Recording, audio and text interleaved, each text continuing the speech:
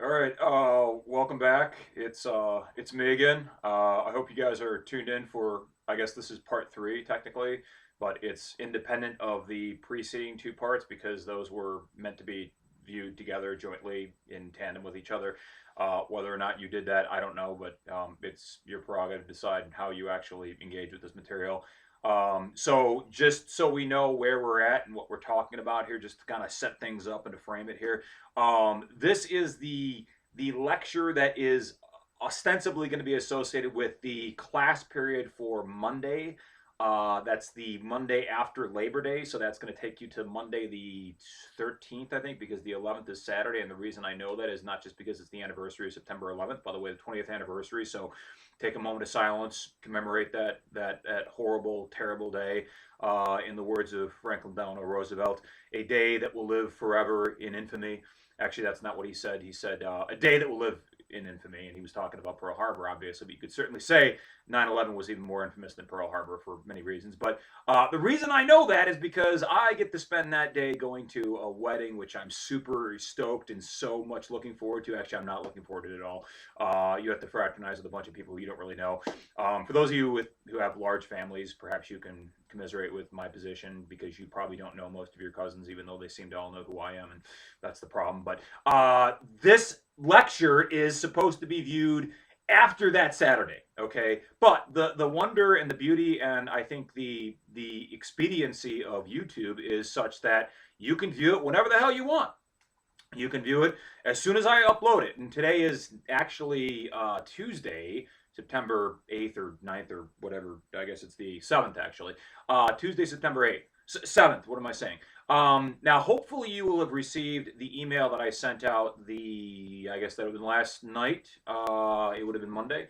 And hopefully by now, I can't conceive of you having not done this by now. But I sent another email out this would have been last Friday. So it's been 4 or 5 days, I think 5 days now since that email was sent out. And it was a rather long, rather extensive email, but it made some very important points. And most importantly, it solicited feedback from you with respects to whether or not this is actually a modality of conveying information that is congenial to your interests, that actually resonates with your intellectual sensibilities. I mean, I believe very strongly and very firmly in constructing a methodology, a pedagogical methodology, which is just to say that a means of conveying the information in this course that is maximally conducive to your interest as a student so that you can learn as much as you possibly can. That's the idea. That's the aspiration, anyways. Whether or not we consummate it, well, I don't know. I don't know unless I actually receive some kind of constructive critical feedback.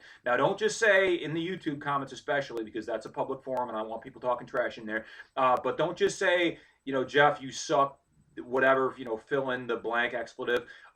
Say, be constructive, right? You can be critical, fine. You don't like this, whatever, right? But elucidate your reasons, all right? Articulate the various problems that you have with this particular format, with this venue, because otherwise I have to assume that everybody is just enjoying this, maybe not enjoying it, but at least it works. It's functional, it's viable, it's feasible, obviously, and there are no substantial impediments or substantial grievances that any of you has, because if you did have those, you would have apprised me of that by now, and I haven't received any such feedback, so I have to assume that this is all fine. Now, one of the things you guys are going to see me do here, and I promise it is what I say it is. I'm going to be going off camera, not very often because I don't want to provide too much of a distraction because I know this is really about visual cues, and I don't know how much of this actually is going to provide a distraction from what I'm actually saying. Hopefully not, because I'm trying to articulate this as loudly as I can. But what I'm going to do is I'm going to reach over here on the side, and I may disappear momentarily, right? Momentarily, but I'm going to keep on talking, okay? Because I am deathly afraid of unnatural silence, and unnatural silence is greatly amplified and exacerbated by virtue of me being alone by myself in this magnificent large house that I find myself in. Which reminds me, actually, by the way, if you guys don't like this particular venue, I mean, I chose this venue because I think it's pensive.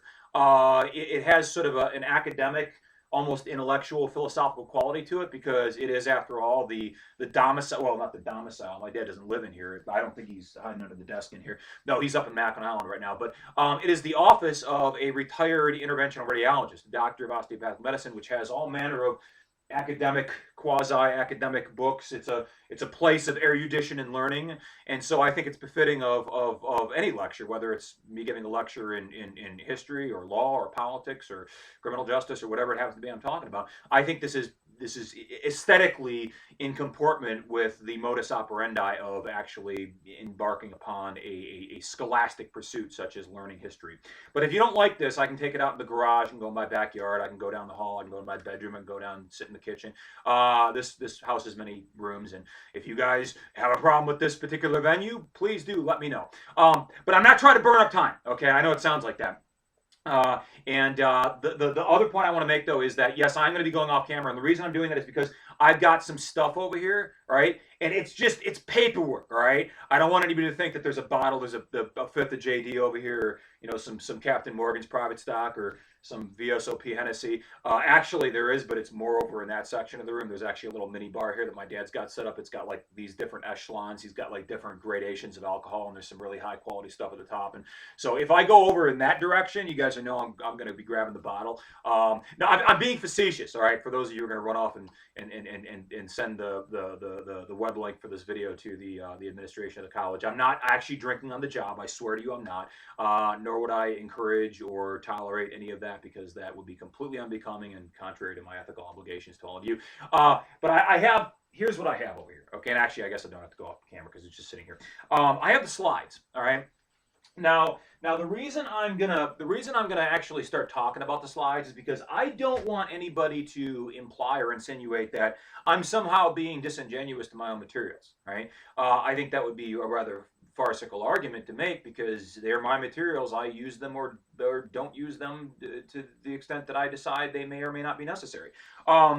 But I don't want anybody feeling as though I've betrayed the representations that I made to you guys last week. I guess that would have been last week now, last Wednesday, when I think I said fairly explicitly just exactly how I'm going to sort of arrange and configure this particular production. And one of the things that I said I was going to be doing, which I haven't done thus far, is doing this. Okay, I'm going to be doing a little bit of this, and I don't like getting close to the camera because I hate seeing myself on camera.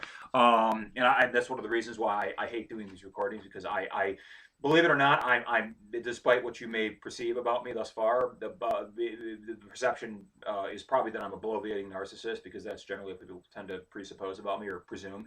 I'm actually not. I hate to see myself. I hate to hear myself. I hate to watch myself looking back at myself. It's like a mirror that I'm watching, because that's the way my computer is set up. It's an old HP. Well, you guys know my laptop. So what I'm going to do here is I'm going to go through the slides. I'm going to do what I said I was going to do, which I didn't actually do last time because I never got around to doing it for whatever reason. I was distracted. I took a pre-workout formula today, that day rather. Had a good day, got some good reps out in the gym. It was good. But as a result of having taken this pre-workout formula, it's got I don't know, some neurologically active component in it that has some kind of it discombobulates the mind, is what it does. I forget what they refer to that as, but anyways. I don't want to, as I say, I don't want to waste take up any more time on just introductory sort of administrative matters. But suffice it to say, I'm going to go through these slides right now, all right? And then I'm going to pick up where we left off. And the reason I'm doing this is because I just looked at this stuff before I started talking here to you guys, and I realized that some of the stuff on the slides actually is distinguishable from all the stuff that I talked about last time. So there is stuff that is not just supplementary in the sense that it complements and enhances the stuff that I talked about, but it actually adds substantively to what I said thus far. And so that's the reason why I want to go through this. So I'm going to go through these I'm going to go through these as quickly as I possibly can, and then at the back end of all this, we're going to return to where I stopped, where I was last time. I'm going to pick that up, and hopefully this is aspirational. We'll see whether or not we actually get to this, but I hope I'm going to finish our discussion of the French Revolution. And I know I've been going down these tangents, these philosophical tangents, and that's what I did before, and that's probably what I'll do today, because philosophy is much more intriguing. It resonates much more strongly with my intellectual sensibilities than just history. This thing happened here, and then this other thing happened there. Who cares, all right? Who cares about any of that? What we care about is philosophy, because philosophy educates us on how to be better people, how to constructively engage with other people more successfully, and to live a more edifying life. And I think that that's much more advantageous and holistically beneficial to us as human beings than just, oh, well, here's this history and this thing happened this way. So I got this first slide here. Actually, this is the second slide. The first slide just says week 2. By the way, this is not week 2. This is going to be week 3. Technically, I think this might actually be week 4. I lose track of this stuff. I think this is going to be week 4 because I think week 3 was Labor Day week, and so now this is technically going to be the week after that. So it's week 4. And the slide says the heading is French Revolution, and then below that, this is just slide number 2 on what it purports to be week 2 PowerPoint slides. Okay, and then the subtitle is Historical Context and Causes. Now, some of the stuff I talked about, some of it I didn't. Right? It says 2 general causes. Number 1, failure of the French economy and growing socioeconomic disparities. And number 2, proliferation of revolutionary philosophies. One of the things I forgot to say, okay, and this is actually very important, and this slide it was evocative of the thing that I should have said when I was talking about this stuff the last time I made a lecture video, was that the reason why the economic situation in France was so onerous, why it was so frustrating, and why the lower classes particularly experienced it in such an excruciatingly painful way was because, and this is important, the nobility, the aristocracy, the nobles, the barons and the counts and the marquis and the princes and all the other higher echelon members of the feudal aristocracy, all those guys were exempt from taxation. Okay, believe it or not. Now think about that, right? So therefore, those who are the most poor, those who are the least qualified to actually contribute to the common fisc, okay, the collective fiscal responsibility of the nation state, the vox populi, the people as a whole, those who are least qualified, those who are least well disposed by virtue of their abject poverty, all right, because that's who the commoners really were. They were a bunch of poor people. In fact, they referred to them in France at that time as sans culottes, right? And I'm probably mispronouncing this. I have to make a funny face whenever I say French words, but maybe it's sans culotte. The T's may be silent in French. But the sans culotte / sans culotte just meant they didn't have proper pants. Okay, so they weren't out there wearing their Gucci or their Prada, right? The poor in France at this time were so, I don't know how you describe their poorness without disparaging somebody, but they were ghetto poor. Okay, they were lower than Walmart poor. They were lower than below Dollar General poor. Okay, right? They were hella poor, and they were so poor that they couldn't even afford to wear proper pants. Right? So they were just wearing homespun. All right. If you guys have ever worn homespun, I was wearing this. There was a top that was very similar to this for a very long time, and I wore it so long that the actual individual threads began to fall apart on it. And I would actually wear this top to class and teach in it, and people thought that I was so ghetto poor myself that I was literally making my own clothes because I couldn't afford to shop at Walmart. Right now, you're poor if you're so poor that you can't even afford to shop at Walmart, and that's how poor these people were in France at this time. And they were so poor, not only couldn't they not shop at Walmart because Walmart hadn't existed yet, it wasn't going to exist for another 250 years. But the reason why they were so poor, well, the other reason why they were so, what exacerbated their poorness, would continue to perpetuate their poorness, was the fact that they, the poor, the common people, had to subsume responsibility for the entire expenses of the national debt and all the national expenses that were encumbered by the French state at this time, going and pursuing foreign adventures, misadventures, wars, and such not. And therefore, the taxation, the burden of taxation was unduly imposed. It was disproportionately, asymmetrically imposed. The magnitude of the burden was asymmetrically imposed upon the very poorest, the people who were least able, by virtue of their poverty, to actually assume any sort of fiscal responsibility for that national debt. Not only that, but think about it this way. Who were the people who were making these decisions in terms of let's go out and fight the French and Indian War, right? Let's go fight with the Iroquois and the Chippewa and the Algonquin, right? If you guys have ever seen Last of the Mohicans, right? The Mohicans, right? You got Daniel Day-Lewis out there running around in the woods. If you haven't seen this movie, it's an amazing movie. It's all about the French and Indian War, so it is relevant to this conversation. So I'm not just going off on an irrelevant tangent. It's called Last of the Mohicans. Madeline Stowe, Daniel Day-Lewis. Madeline Stowe was absolutely gorgeous. She's still a beautiful woman. And Daniel Day-Lewis, to prepare for that role, he went off into the Appalachians, the Appalachian Mountains, and lived off there by himself, off the grid, literally for 2 weeks, like a real world survivor. Okay, learning how to go and hunt his own deer and make his own fires and kill rattlesnakes and things. Amazing. Okay, that doesn't have that much to do with what we're talking about. But going back to the problem with the poor, they let me think about it this way: when we go into a war, I was just watching Vice, this movie it's on HBO Max right now. It's about Vice President Cheney, and the war. One of the things it talks about is the war in Iraq. The war in Iraq was actually, believe it or not, people are confused about the historicity of the war in Iraq. Initially, there was a lot of bipartisan support for going over there and taking out Saddam Hussein because we thought he was an evil asshole, and we thought that he was conspiring with Al Qaeda, right? And that there was this very well established, highly evidential, empirically corroborated evidence of substantial proofs which seemed to unequivocally suggest that Saddam Hussein was actually trying to develop the facilities that would eventually be the progenitors to weapons of mass destruction. And so the war in Iraq was favored by almost everybody. Not everybody. There were some people that were anti-war, very staunchly so, but usually those are the people that are always going to be anti-war, right? It's axiomatic that pacifists and Jehovah's Witnesses and other sects, certain sects that are very pacifistic in their inclinations, are going to be anti-war. But the reason I'm talking about the Iraq war is because despite the fact that we ended up having to pay a lot of money, we decided to go to and fight that war because Congress, the United States Congress, declared war. Right? The Congress has the power to declare war, or at least to authorize the investment of military operations, large-scale military operations that aren't considered to be police actions. But the fact of the matter is that by virtue of being a Republican, democratic sort of nation, which in fact the United States is, it's a republic technically, but we abide by democratic principles, and we have since 1776. Therefore, when we get ourselves into a quagmire, which ends up massively incurring debts because we end up not anticipating the actual economic considerations that are associated with, well, again, we only have ourselves to blame. But if you're a Frenchman, if you're a sans culotte, these guys running around without pants in the 1770s and 1780s, then is it really, can you really say that it was your indiscretion because you voted to put this particular person, this particular unwise and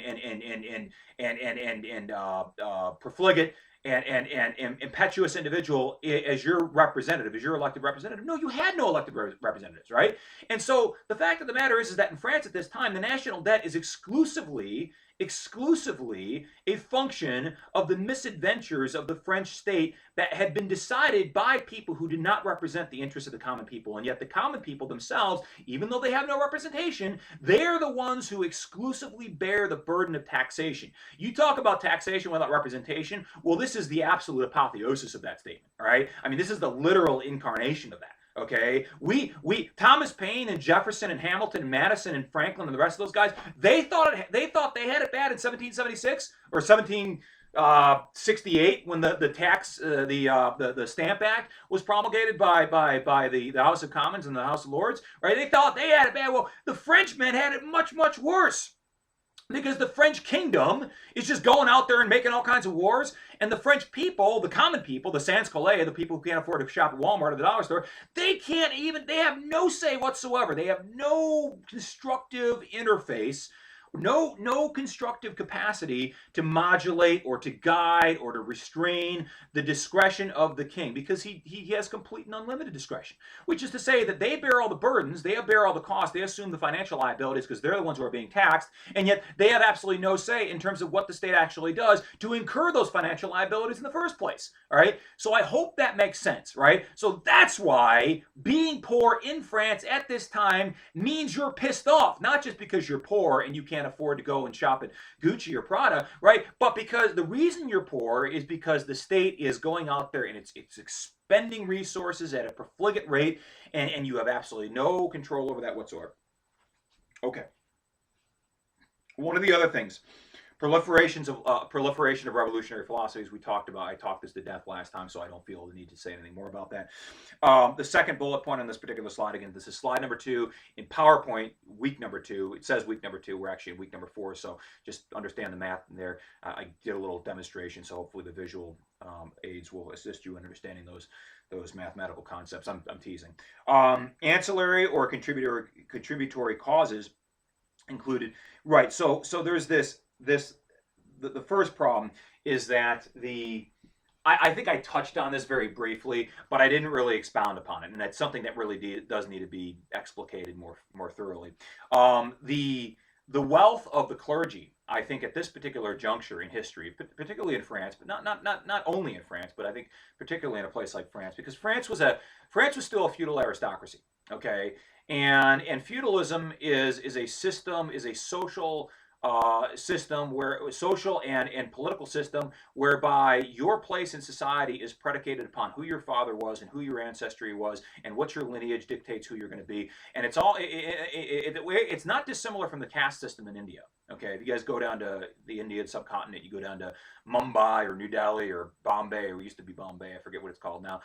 You go down to those places in the subcontinent there, and what you're going to find is that certain members of lower castes can never escape the fact that they are relegated to that particular caste. So if you're a Sudra, which is the lowest echelon caste in India, you're always going to be a Sudra. They're referred to as the untouchables, colloquially.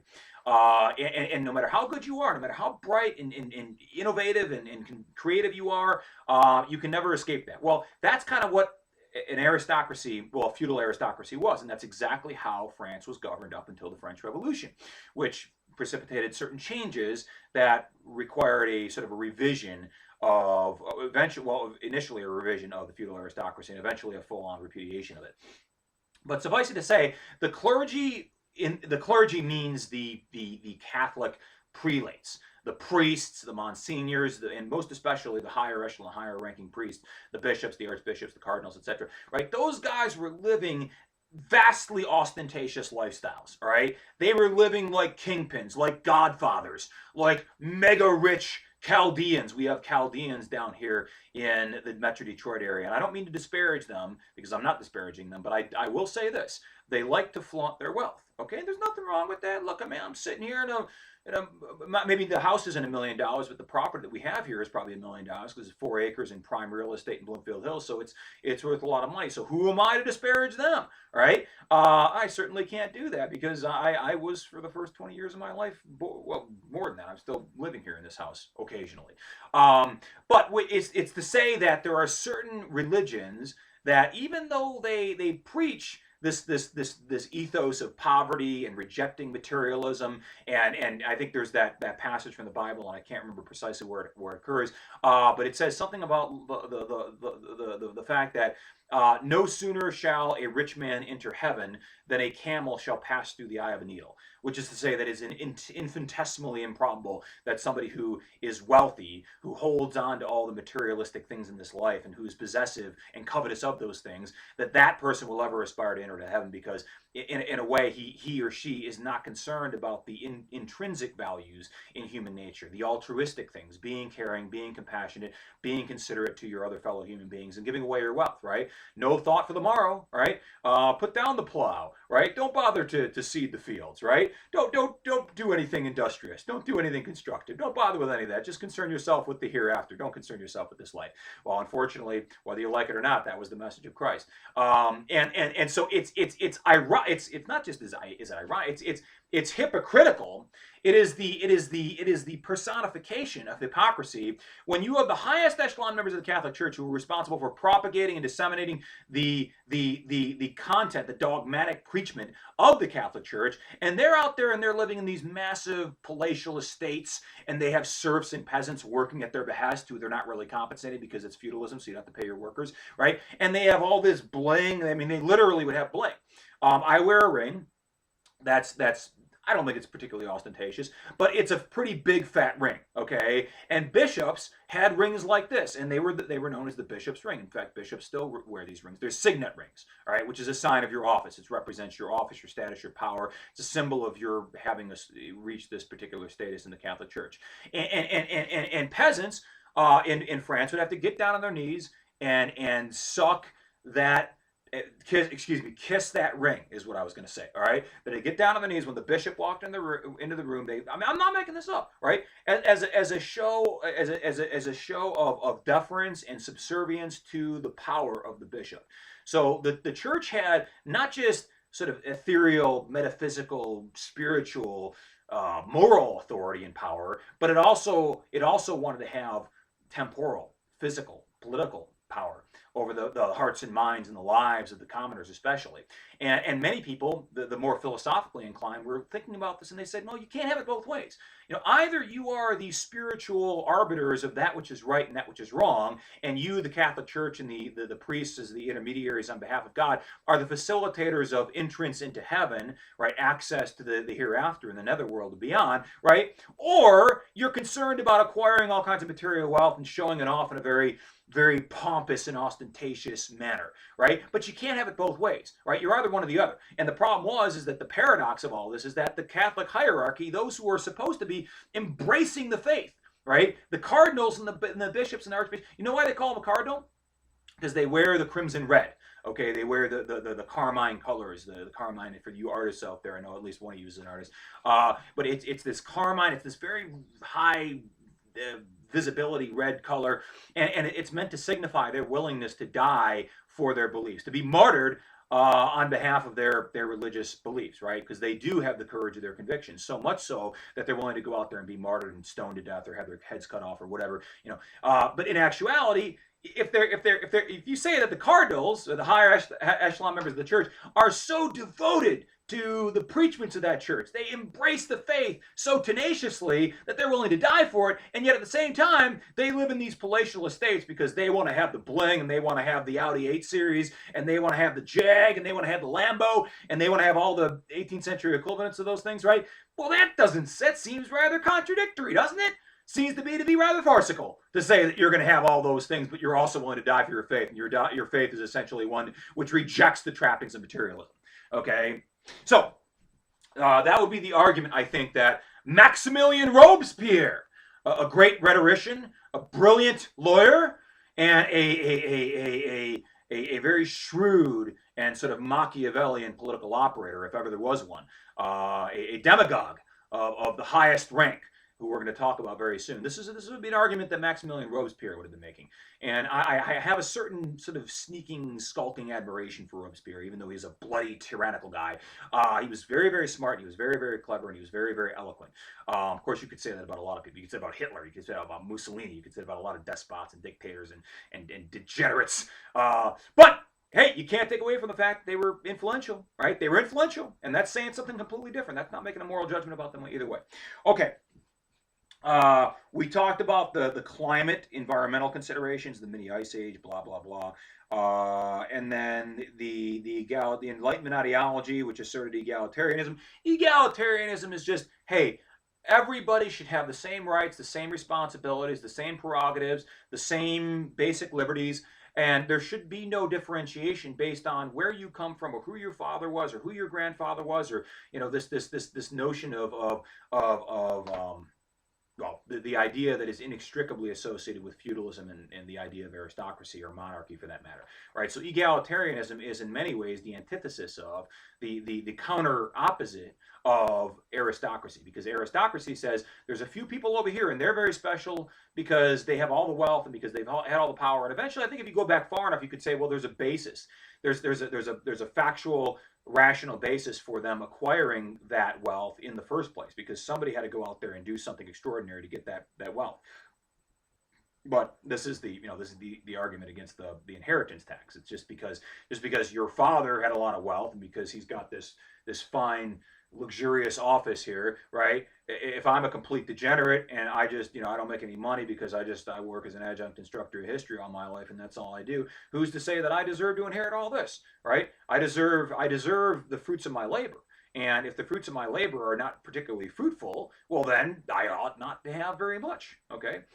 So I think egalitarianism really does resonate with the sensibilities of the poor, particularly at this time in history, in this place, precisely because they're suffering all these depredations as a result of what I was just talking about before. Okay, now there's another facet of this particular slide, and it goes into this analysis here, and it's talking about all the sorts of things that exacerbate and animate and really impel the revolutionary sentiments in France at this time. And one of those things is the development of capitalism and the ascension of the urban merchant class of the new bourgeoisie. And it says the interests of the Novo just is a French word, right? Since we're talking about the French Revolution, I think it's incumbent upon us to use as many French words as we possibly can. Novo just means new, okay? means new. Like Fox, right? If everybody gives you a Fox diamond and they try to sell it to you for $5,000, don't accept that shit because that means it's fake. Okay, Fox, F-A-U-X. It's just a fancy way of saying that's fake. It's fraudulent. All right, it's totally illegitimate. All right. So the novo rich. All right. So let's talk about capitalism. All right, because in many ways capitalism, I think, foreshadows the demise of feudalism. And what I mean by that is because feudalism really is contingent upon the maintenance of the warrior class. And if you think about who were the maintainers of the order, the keepers of the flame, the maintainers of tradition in the context of feudalism, the knights, right? The knight in his shining armor on his horse with his entourage and such. And the reason for that was because feudalism was based on land ownership, and there was a lot of combat over who was going to own this particular land, who had rights to farm this particular land, who was going to control the peasants. And so feudalism was a very fluid system whereby there was a lot of conflict, a lot of confrontation, and as a result of all these wars and all these conflicts, you had the rise of the knightly class. And the knightly class was absolutely indispensable. And the highest echelon members of the knightly class became the aristocracy. They acquired a lot of wealth and a lot of land and a lot of people following them, a big entourage, bigger than Kanye West's entourage, right? Absolutely a lot of followers, right? A lot of sycophants running around after them. And as a result of the rise of capitalism, people start moving into the cities. Okay, and this kind of in many ways sort of segues into what our author is talking about in terms of cities being instrumental in facilitating the development of civilization, because I would agree with that in the context of France at this particular time. Capitalism takes off in the cities. You think about what is the essence of capitalism, what is going on in a capitalistic society and a capitalistic sort of economic construct. Well, you have the exchange of goods for services. That's what capitalism is. It's you go out there, I have this idea or I have this thing that I want to market or I want to sell, and it's this great thing and people find a lot of value in it, and there's a high demand and there's a very low supply, and I go out there and I can sell this thing and I can make all kinds of bank because I'm innovative and I'm enterprising and I'm ingenious and I've got this notion that nobody else has conceived of yet, and that's what capitalism is all about. But it requires a great deal of social interaction, and you got to be around a lot of other people, and so people come together, they coalesce around the cities, and the cities become the center point, the centerpiece of the new capitalist society, a new capitalist economic construct. And that in many ways is inimical, antithetical to the preservation or the continuity of the feudal system. And so feudalism is already in decline. All right, it has been in decline really since the the late 1600s, right? But it's still around. It's still there's still enough feudalism around where it's entrenched in the things that matter. Okay, and what I mean by that is to say that the government is essentially a feudal monarchy, right? It's ruled by a king. He's an autocratic king. He has complete control over what he does. There's nobody who he's answerable or accountable to. And that was the problem with King George, obviously. And this was the French Revolution, or the American Revolution, which preceded the French Revolution by just a couple of years. But they happened almost in conjunction, almost in contemporaneous with one another. So you had the ascension of the novo rich, the novo wealthy, the bourgeoisie, as Marx referred to them as, in the 1818 Brumaire, going around and using French words again, and that just refers to a philosophical treatise which Karl Marx, the revolutionary godfather of communism and Marxism and socialism and a lot of other isms.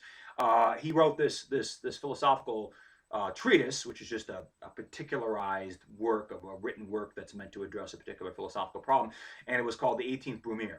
And in this philosophical treatise, he talks about how the bourgeoisie are the new aristocracy. They replace the old feudal aristocracy, and they just subjugate the poor. They just do what feudal aristocracies have been doing since time immemorial. So he had a problem with them. But the new rich in the cities, they didn't have the same kind of protections that the old aristocracy in the country had. Okay, right? So you had the knights and the barons and the feudal aristocrats and the bishops and whoever else was living out there in the country houses, the country manor houses, right? They were all out there in the boondocks. Okay, they were all out there in the rural areas. And the reason the feudal aristocracy was out there in the rural areas was because they're tied to the land, because they're large landowners, right? Think about the old aristocracy, the cotton. I forget how the cotton aristocracy. There's another word for it. It's a combination of cotton and aristocracy. I can't think of it right now, but it sounds good when you say it. But the people who owned the plantations in the South, They all were massive landowners, right? That's how they acquired and continue to maintain their wealth and their status, right? Well, it was no different in the context of the feudal aristocracy in France at this time. You had the feudal aristocrats who had a lot of money and they had a lot of land, but because they had a lot of money and their money, their wealth, their continuation, their wealth was contingent upon them having all that land, they had to live out from the cities because you can't have a lot of land in the cities. There's just not a lot of land to have. And so you had the rise of this new class, this new bourgeoisie, as they refer to them, right, which is the new wealthy elite that whose wealth derived from innovation and enterprise and industry. These were the bankers. These were the merchants. They were the traders. They were the money lenders. Okay, they were the people who you can't really run a business without having these kinds of people. Okay, and these are the new wealthy, the new wealthy class that developed incidental to capitalism or consequential to capitalism, and they inhabited the cities, and they despised the old feudal aristocracy because the old feudal aristocracy had ancient rights and ancient prerogatives and ancient privileges that had been vested in them for many, many centuries, and goes all the way back since the founding of France, back in the Merovingian times, 1,000 years before this particular time that we're talking about. And so the new bourgeoisie, the new rich people in the cities, they didn't have those rights because they were new.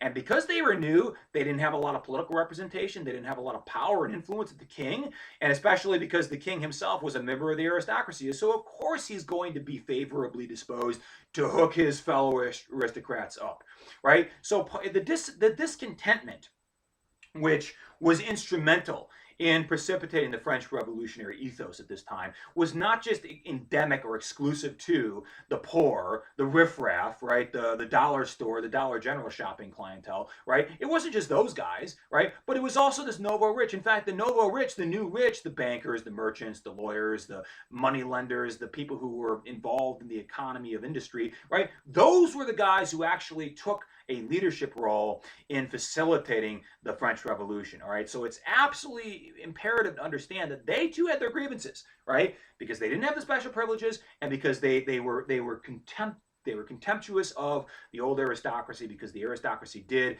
and they said to themselves, well, look, we're doing more than the aristocracy, the old aristocracy. We, the new rich, are doing more because we are actually developing international trade. We are the ones who are exploiting the raw natural resources that are endemic to many of these foreign lands that the French colonial empire has taken over, right? We are the ones who set up the mining companies. We are the ones who set up the shipping companies. We are the ones who are responsible for trading with England and Portugal and Spain and North America and the rest of these places. And the wealth of the nation is essentially predicated on the consequences of our industry and our innovation and our enterprise. And that's a very good argument, and I think that's an important one to understand, to place in the proper framework here, because if you just like it's an important argument to understand that the poor are suffering unduly, not just because they're poor, but precisely because they're poor, right? Because they have no representation, right? By virtue of being poor and by virtue of being in a feudal aristocracy, they have no representation. So the government just goes out there and does whatever the hell they want willy-nilly without consideration for the interests of the masses, right? Well, I think in a similar vein, I mean, I think you could say by a parity of reasoning, it's not precisely the same grievance, not precisely the same gravamen that the poor have when they're complaining to the old aristocracy, but you could say the new rich are sort of concerned about similar things because they're saying we're doing more than our fair share. We're doing our part in massively invigorating the economy of France, right? The only reason the French have any money to print, they have any resources to be able to base their inflated currency on is because of the actions, the activities, the economic activities of the new rich, the bourgeoisie living in the cities. And yet those guys don't get any privileges. Those guys are not exempted from taxes. They are taxed, right? What is this bullshit, right? So I think you could say that in that respect, the interests of the poor, right? Not just the urban poor, but the poor all over the place, right? Because they're being subjugated and they're being abused, whether they're out there in the rural areas or whether they're in the cities, right? The interests of the poor and the interests of the new rich, the bourgeoisie, right? This merchant class, who was arisen incidental to the ascension of capitalism. Their interests are inextricably linked. They are associated. They are very closely related. All right. Economic factors, continuous international warfare, and increasing national debt. We talked about that. Historical context. All right, so now I'm on. So that was slide 2, right? Now I'm turning to slide 3, and this says, looks like the same thing. It says historical context and causes, so it says the same thing. The subheading is the same, but it's got different bullet points here. I think this is shit. Did I print? Okay, this is a different slide. All right, so this is slide number 3. I got to get the numbers on here before I do this next time. Ideological and philosophical underpinnings of the revolution. Just remember, we talked a lot about Jean-Jacques Rousseau. We talked about social contract theory. We talked about the implications that flow from that. If you presuppose that human nature is good and we're naturally altruistic and caring and compassionate and considerate individuals, if you assume all that as opposed to what Hobbes assumed about people, that people are invidious and loathsome and diabolical. Well, maybe not all those things, but people are selfish, not selfless. And if you're selfish, you're going to be looking after your own interests, and invariably life is going to end up being nasty, British, and short. Well, Rousseau was sort of the optimist, the glass is half full sort of thing, right? And therefore his philosophy, his way of looking at the world, really gained a lot of traction. It resonated with the hearts and minds of the people living in France at this time, because it was a libertarian sort of philosophy, right? It was a philosophy which asserted unequivocally that if you are a common person, you have it in you, you have it innately endowed in you, the means, the intelligence, the capability, the discretion, the qualifications to be able to go out there and make a decision in your best interest, but also in the best interest collectively, society as a whole. And if you say that, well, then there's no need for an aristocracy. You sort of debase and depreciate and devalue the need for deferring to aristocrats, because you don't necessarily presuppose that aristocrats are created differently, right? There's nothing special, there's nothing unique, there's nothing exceptional, there's nothing particular about them other than the fact that, well, they inherited their wealth from this guy, who inherited his wealth from this guy, who all the way back since time immemorial had some money back then. Well, who cares? Who cares? Growing contempt. All right, so this is the second bullet point, right? And I'm doing this out of consideration for those of you who took my representation seriously when I said that I was going to try to go through these slides in a very systematic manner. So I'm doing that for you, any of you who are concerned about that. Growing contempt for an inefficient, corrupt, and ineffective government bureaucracy led by a luxuriant and indifferent aristocracy. We already talked about that. Success of the American Revolution inspired ambitious populace. Right, so I guess that's something else we should talk about. One of the things that I started this conversation off with way back when, well, not that far back, I mean 2 YouTube videos ago, I said that one of the things we're going to be trying to look at, or one of the things that I'm going to try to delineate for you, are the connections, the parallels between the French Revolution on one hand, okay, and then the American Revolution on the other hand.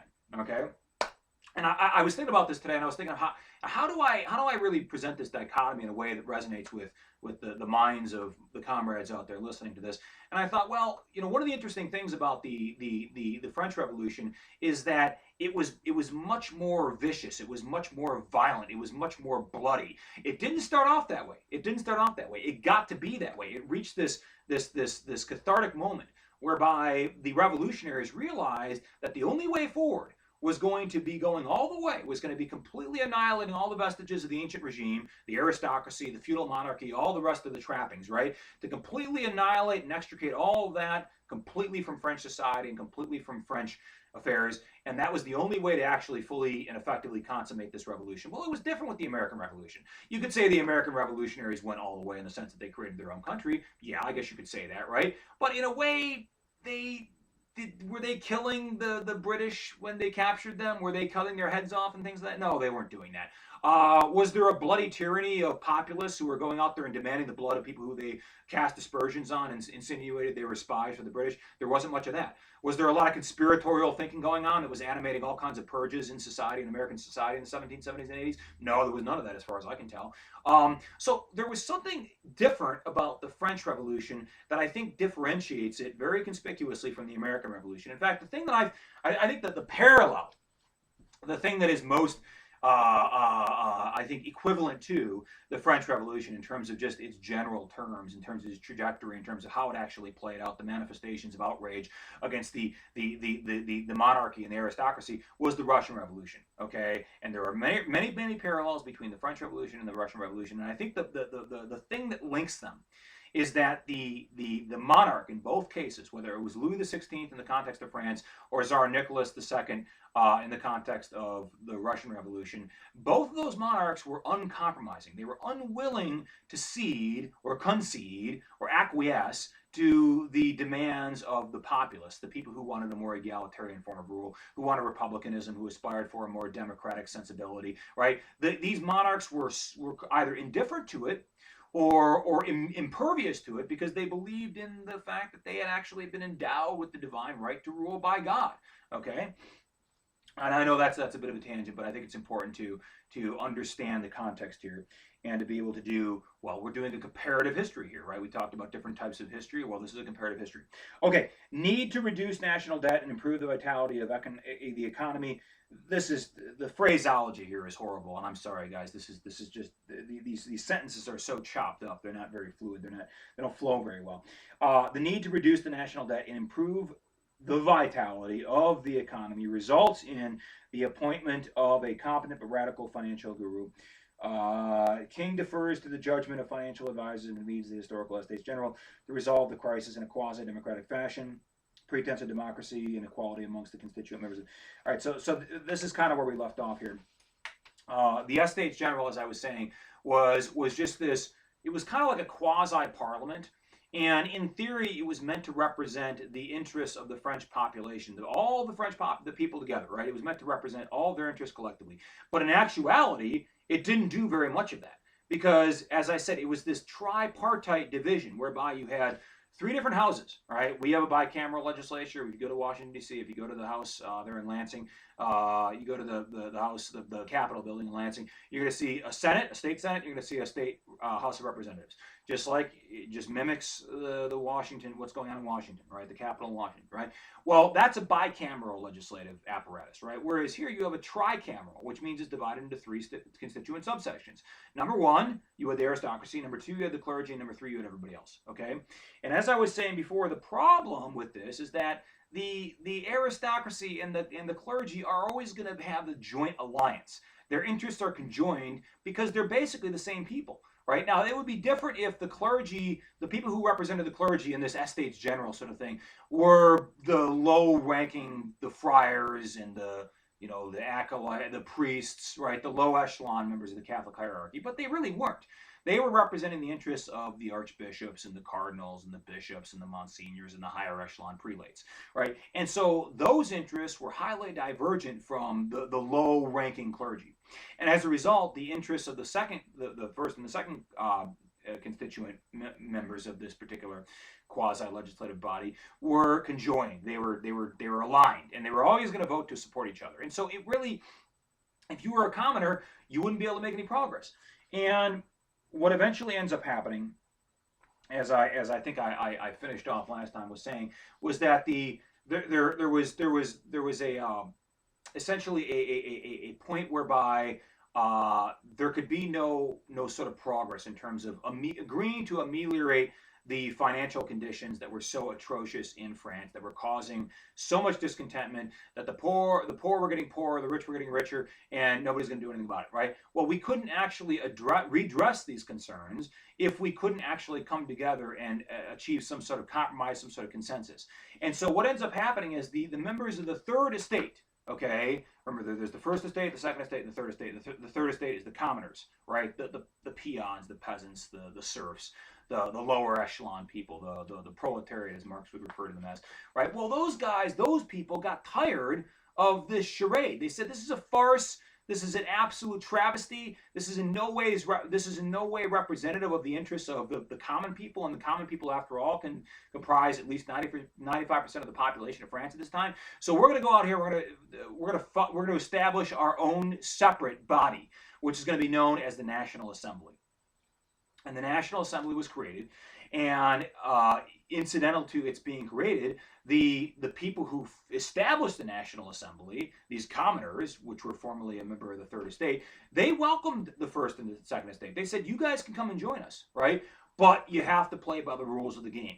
And we're playing the rules of this game are going to be fair, they're going to be egalitarian, and most importantly, they're going to be based on a more democratic ethos. So by coming in here and joining this new legislative determinative body known as the National Assembly, which this Third Estate went off there and formed in and of themselves, right? By going out there and creating this thing, what we're going to say now, moving forward with the National Assembly, is when you come into this body, you get representative you get representation that is equivalent or symmetrical to or direct and proportionate with the number of actual people in society in France at this time who you're actually representing. So if you're an aristocrat, right, and you join the National Assembly, right, and let's say there's a 100-to-1 ratio of peasants to aristocrats, well, then there's going to be 100 more representatives of the peasants than there are going to be representatives of the aristocrats, right? So it's an equal proportionate representation as opposed to a disproportionate representation in the Estates General. And so the National Assembly convenes and it gets together and it decides that it is going to decide to create a new constitution. Okay, because France didn't really have much of a constitution before. The problem with aristocracy, if you're a democratic-minded individual, is that the king or the queen or the monarch does whatever they want. All right, and the reason they do whatever they want is because the theory of aristocracy, the theory of monarchy, not aristocracy necessarily, the theory of monarchy in this particular context, in the absolute monarchy that was governing France at this time, was that the king was anointed by God, right? He was ordained by the Catholic Church, and so his rule was sacrosanct. His will, his commands, his orders, his decrees were essentially the decrees which were being issued and administered and enacted on behalf of somebody who was acting in furtherance of the interests of the divine. He was divinely ordained, right? And so his right, his prerogative to rule over the people was based upon the assumption that God ordains the monarch, right? And this is, it depends on what you believe, of course, right? I mean, how seriously do you take the theology of Catholic doctrine, the dogma of the Catholic Church, right? And one of the things that we're going to see here in the context of how the French Revolution actually plays out is there's a strong sort of guttural reaction to the Catholic Church because people don't like the fact that the Catholic Church at this particular time is instrumental in lending veracity to an integrity and legitimacy to the ruler, the monarch, this particular case, Louis XVI, right? You can't have a divine monarch unless you have the Catholic Church that comes along and it just sanctions his rule and says, yeah, we go ahead and we anoint you and we agree with you and we consent to you being the agent of God and the representative of the divine and all this, that, and the other thing, right? Because you need a propaganda ministry, essentially. You need the priests, especially, who tell their parishioners, the people who come to their masses, the priests are going to go out there and they're going to convince the people that, yes, in fact, the king is not just, he's more than just a man, right? I mean, he's a man who is ordained by God. And so when you raise a hand against the crown, when you raise a hand against the state, the armies or the king or the police or whoever, right, then you're essentially taking an action against somebody who has been appointed by God. And that's going to mean implications for you, not just in terms of how that's going to result in you doing something illegal, right? You're going to have legal ramifications for that, but it's also going to have consequences for you in the netherworld beyond, right? Because you're going to go to hell for disobeying the orders and the mandates and the laws that are being implemented by the monarch, because the monarch is ordained by God, and if he's ordained by God, then everything that he does is in fact righteous, it's sanctified, and if you go against the will of somebody who's got God on his side, well then you might as well go to hell, right? And I think that's one of the reasons why the revolution took a very anti-clerical, anti-Catholic position. Okay, so what ends up happening is that the royal government, the government appointed by the king, which acts on behalf of the king, doesn't like that they've got this the people have got this National Assembly. Okay. And as I said, the National Assembly invites the other, the aristocrats and the clergy to join them, but there's not enough aristocrats and there's not enough clergy to actually make a difference in terms of influencing the outcome of the votes. And so the National Assembly goes ahead and they voted a constitution. And the Constitution stipulates that there's going to be a change in terms of privileges. That we are going to renounce the privileges of the old aristocracy. We're going to rescind those privileges. And now we are going to confer new privileges and new liberties and new protections upon everybody else. So it's a two-way street. Not only are we repudiating the ancient privileges and the prerogatives and the rights of the feudal aristocracy. We're saying you no longer have the right to be exempt from taxation, right? Because that doesn't make any sense, right? You have the most land, you own the most property, you have the most privileges, and therefore you should have the most responsibilities. Or responsibilities that are commensurate to the privileges that you enjoy as a member of the aristocracy. So we're going to do away with this exemption of taxation for the aristocracy, while we're also concomitantly, simultaneously, in the enactment of this new constitution, we're going to give certain rights to certain constituent members of the citizens, right? And it's not universal suffrage, right? People confuse, people think about the United States Constitution and the Bill of Rights, and they think that when the Bill of Rights was promulgated, way back when, and when the Constitution was ratified in 1789 in Philadelphia, that every American, right, that every former colonist had exactly the same rights, that all the rights were essentially equivalent. No, that's not true, right? Because women didn't get the right to vote until the 1920s. And African Americans, freed slaves, didn't receive their rights until after the Civil War, right? The 14th and 15th Amendment, I believe. But I could be mistaken. It was, I think that's what it was. I'm sorry, guys. I'm not in a constitutional law mode right now. But the either way, the fact of the matter is that France essentially did the same thing. They didn't say universal enfranchisement. Enfranchisement just means you have privileges, civil liberties, right? You have the right to participate in the political process. What they said is that if you were a male, and if you were 25 years old or older, and most importantly, if you had a certain amount of property that you owned, and the taxes that you paid on that property equaled a certain level. Okay, you had to have taxes. You had to have property that was taxable, and the level of taxation that was imposed upon you had to reach a certain monetary level that was, I don't know what the number was. It was some arbitrarily drawn number, right? But there's essentially a wealth qualification, is what this is saying, right? So the National Assembly, this supposedly radical, egalitarian, democratically motivated National Assembly, which is trying to enact legislation in furtherance of the interests of the common people, goes together and they assemble this new Constitution. And the Constitution, right out the gate, it stipulates that you will only have the right, the privilege of participating in the political process if, in fact, you meet these conditions. Number one, you're a male. Number two, you're 25 years old or older. And number three, you meet certain property qualifications, right? Which is saying that you got to have enough money to actually be enfranchised, right? To have privileges, to have certain rights and responsibilities and privileges vis-a-vis your civic prerogatives. Now, many of the poor looked at that and they said that that's not going far enough. Okay, yes, you're doing better than what was before, but what was before was absolutely intolerable. It was insufferable, right? And nobody had any rights. And not only that, but the poorest of the poor, right, are also the most prolific. They're the most abundant. They represent the highest percentage of the population here. And the poorest of the poor, the people who comprise the majority of the population of France at this time, they're not getting virtually anything. Okay, because they're so poor, they don't have enough wealth to even be. I guess you could say, well, that they're being taxed, but the wealth that they have, the material property that they own, is not sufficiently large so as to reach a level whereby the taxation that is imposed upon them would be commensurate with the taxation level that is stipulated as having rights, civic rights and civic privileges under the auspices of this new constitution that is being formulated at this time, right? So many people are still disenfranchised, or they're not enfranchised. They're not disenfranchised because they've never been enfranchised, right? But many people don't actually have privileges. They don't have any, yeah, true, they don't have responsibilities, but it's not about responsibilities. It's about being able to participate in elections, about being able to have your voice be heard, right?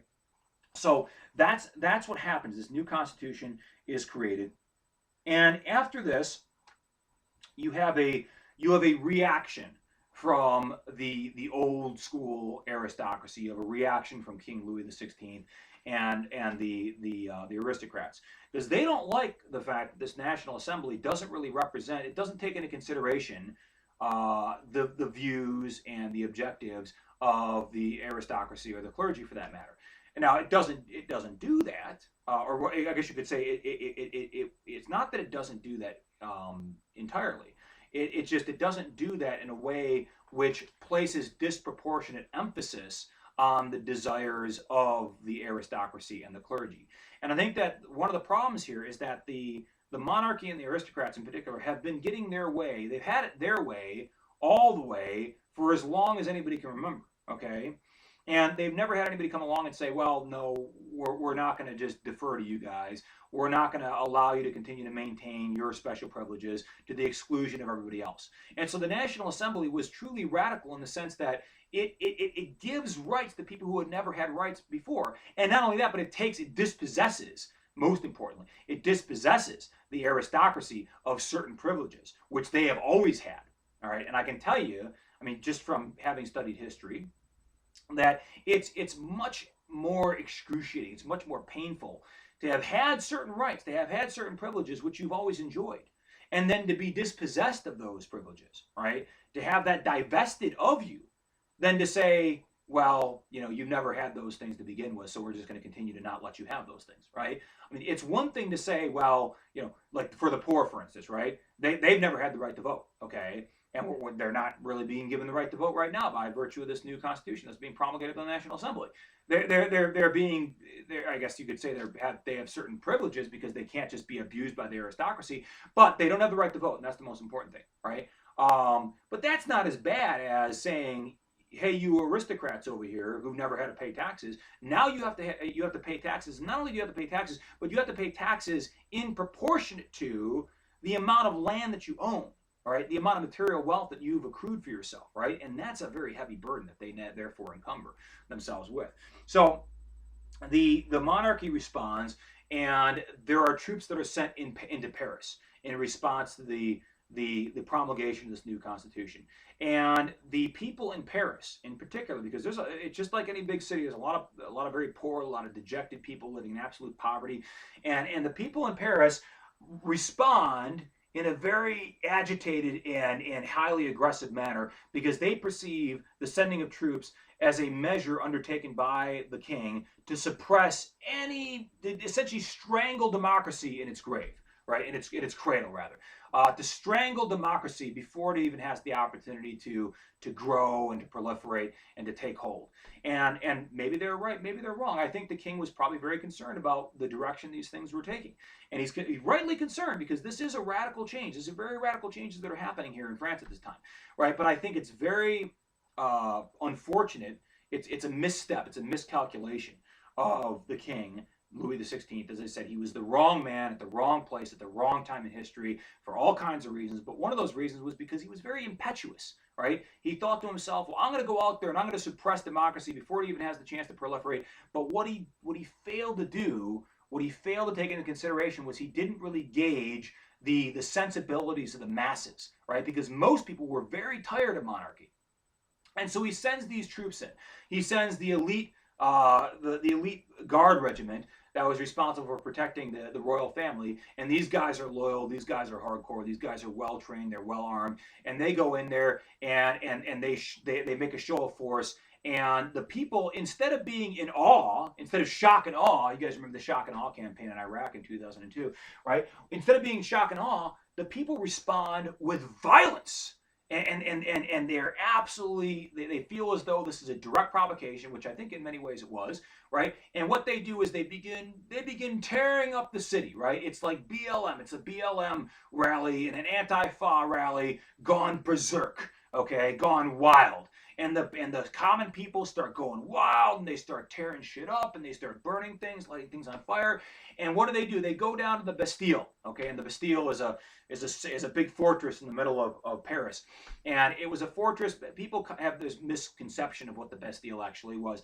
It was a fortress, but its primary function was to serve as a military garrison, right? People think that it's the equivalent of the Lubyanka, the infamous Lubyanka prison in Moscow, which is where the KGB would pick people up off the streets and they put them in prison there and then they torture them and stuff. It wasn't like that at all. Now, granted, there were some prison cells in this Bastille, but it wasn't primarily a penitentiary type facility. Okay, it wasn't primarily a prison for people, for anybody, for the poor, for the rich, for anybody else. It was just a garrison. It was a military garrison, right? And the people, the crowds, invigorated by rage and full of discontent the crown and the king. They come in there and they knock down the door, and they come in there and they liberate. I think there's 7 or 8 prisoners in there because, like I said, it's not a very big prison. And they drag the commander of the Bastille, the commanding officer. They drag him out there and they can't execute him. All right, they sentence him to the people's court, the people's justice, which is no more than just mob violence, essentially, what it is. Um, and um, and so things are becoming very heated. Things are becoming very energized. And you can see, even at this very relatively early stage in the French Revolution, you can see that there's this seething outrage that's underneath the facade of this constitutional, sort of the veneer of constitutional authority, and this veneer of attempting to do things through judicial processes by convening this legislative body, the National Assembly, and trying to promulgate laws, a new constitution, which is going to change things internally. Well, yes, that's all well and good, but you're not going to ameliorate the rage and the discontentment and the utter privation that exists, that is endemic to the common people, unless you actually go further than just implementing a constitution which just grants certain people the right to participate in the electoral process. You got to go further than that. Okay? And so what ends up happening is that as a result of this violence, as a result of this storming of the Bastille, you have the king, who basically is forced to make a Hobson's choice, right? And a Hobson's choice, we talk about this in philosophy. A Hobson's choice just means that it's a choice between two extremely unappealing options, right? So on option A for the king is to continue to resist with force, with military violence, to continue to resist the efforts of the people to try to collectivize and produce some kind of democratic government.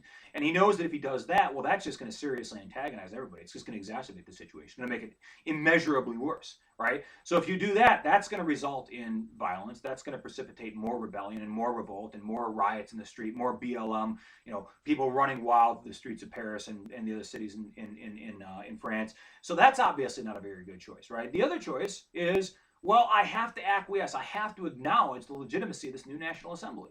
And he thinks, well, that's also a bad choice, right? That's a bad choice for the king, because if he acknowledges that they have any authority to initiate legislation, to go out there and to create a new constitution, because that's not just legislating, that's creating a whole new constitution, right? That's a pretty significant act. If the king acknowledges that they have the right to do that, if he goes ahead and says, okay, I actually acknowledge that this constitution is a legal, tender, legitimate document, if he does that, then who's to say that they can't go out there and they can't change his role, right? That they can't modify the powers of the king. If the National Assembly has the right to go out there and create a new constitution, the king, thus far the only person who has any legitimate, traditional, recognized legal rights and powers to actually change anything constitutionally speaking, right? He goes out there and he acknowledges the National Assembly has the right to promulgate a new constitution. Well, then he's giving them legitimacy. He's lending legitimacy to what they're doing. Maybe before they didn't have any legitimacy, but that the king comes there and he says, I acknowledge this. I acknowledge this as a fair document, this new constitution that's been promulgated.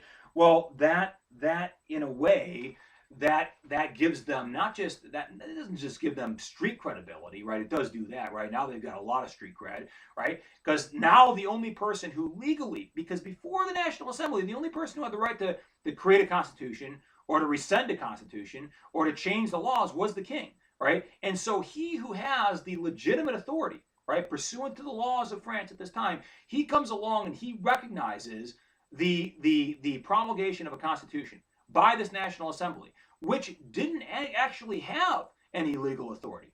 Because remember, the National Assembly is not the Estates General, right? The National Assembly is just something else. It's just a body of a bunch of peasants, representative body of peasants, that goes off and decides to create its own new body independent of the Estates General. The Estates General is, that's legal, that's legitimate, that's recognized by the laws of France. But the National Assembly, absolutely not. It doesn't have the right to go out there and create legislation, let alone create a new constitution.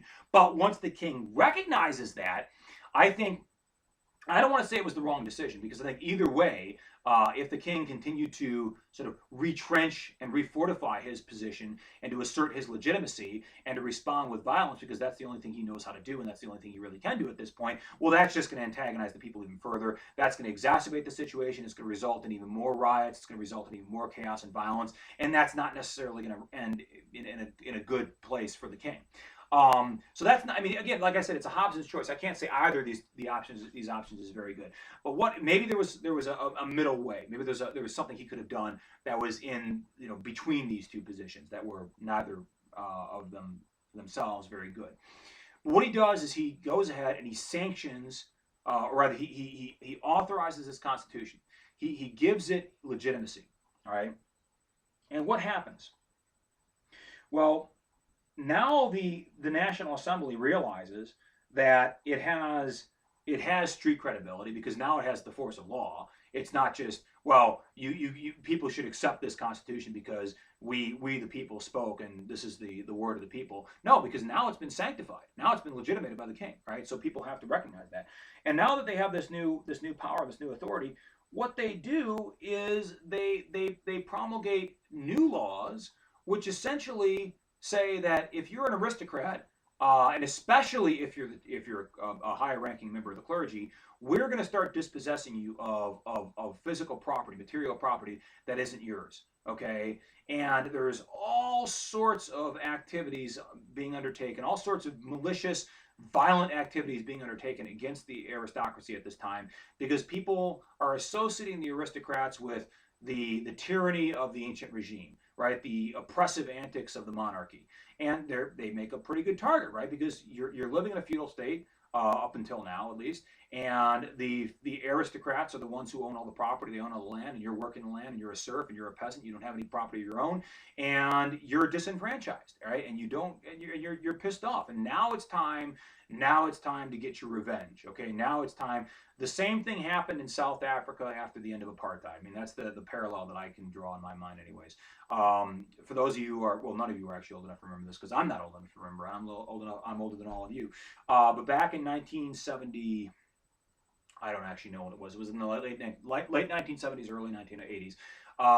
In South Africa, you had the end of this system known as apartheid, and apartheid was just basically racial segregation, separate and not equal, as it were. Okay, and at the end of apartheid, a lot of black Africans who had previously been disenfranchised under the system, they got rowdy and they began to dispossess white people of the farmland that they had maintained and they had owned and they had controlled under the apartheid system.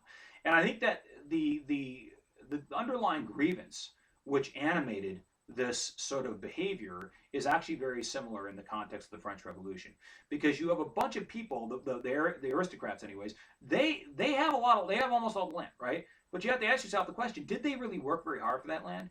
They may own the land, right? But did they work the land? No, they didn't work the land, right? Any more than a plantation owner down in the South, the antebellum South, worked the land. No, he had slaves working the land, right? And so I think that you in some way we can identify with the passions and the prejudices of the common people and say maybe they didn't have the right to go out there and just cut people's heads off with the guillotine, right? Because there was a lot of that going around too. But maybe at least we can understand this juxtaposition between the seething outrage of the masses and their desire to dispossess the aristocrats of the land, which the aristocrats really didn't earn. Okay, they inherited that land and they inherited the people who worked on that land, and they just kind of maintained it by virtue of their status. Well, that doesn't seem like a very good justification for owning land or controlling anything for that matter. Okay, so there's widespread persecution of the nobles, the aristocrats, and the clergy.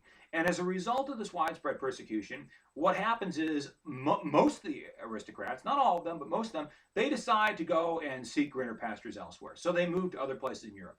Because the thing you have to understand about the aristocrats in France at that time is that they're related to all the other aristocrats across Europe. Maybe not all the aristocrats, but they have family connections, right? They have connections with people in Belgium and in Germany and in the UK. And not only that, but if they don't have connections, they got money. They got money, and money buys opportunities. It buys the opportunity to escape and to go establish yourself elsewhere. And that's what most of these aristocrats do. They decide, we're going to get the hell out of France because France is going to hell in a handbasket. It's getting extremely dangerous here to be an aristocrat, and we know that the situation here is extremely tumultuous, and we know that it's very fluid and it's changing very quickly.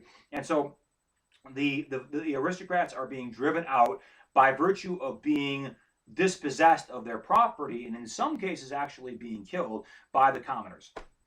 And this is happening. This is a systemic sort of event that is happening all across France in all various provinces and precincts and cities. Now, what ends up happening concurrent with, or as I think as a consequence of this exodus of aristocrats and members of the clergy, is that the other monarchs in Europe, across Europe, the Holy Roman Emperor, all right, the Heiliges Romanische Reich, the Holy Roman Empire, which was famously said to be neither holy nor Roman nor an empire. But the Holy Roman Empire was essentially Germany at this time. Okay, it's a loose confederation of German principalities, and it's under the reign of an emperor. Okay, and this emperor Leopold is looking at what's happening in France, and he's thinking to himself, well, if I don't do something, if I don't take some drastic action, uh, then this could conceivably happen in Germany, because feudalism is still endemic to most of these European countries. Not so much England. England is one of the more revolutionary countries. The English already had their revolution. We're not going to talk about it because it precedes the starting point of this class. But the English Revolution happened about 100 years before all this. Okay, and you had the rise of Oliver Cromwell, who was sort of this military dictator on behalf of the common people, and you had the overthrow of the king, the forced capitulation of the absolute monarch, and you had the creation of a constitutional monarchy, right? So it went almost all the way, but it wasn't quite as radical as the French Revolution, although it was pretty bloody. It was a very violent revolution.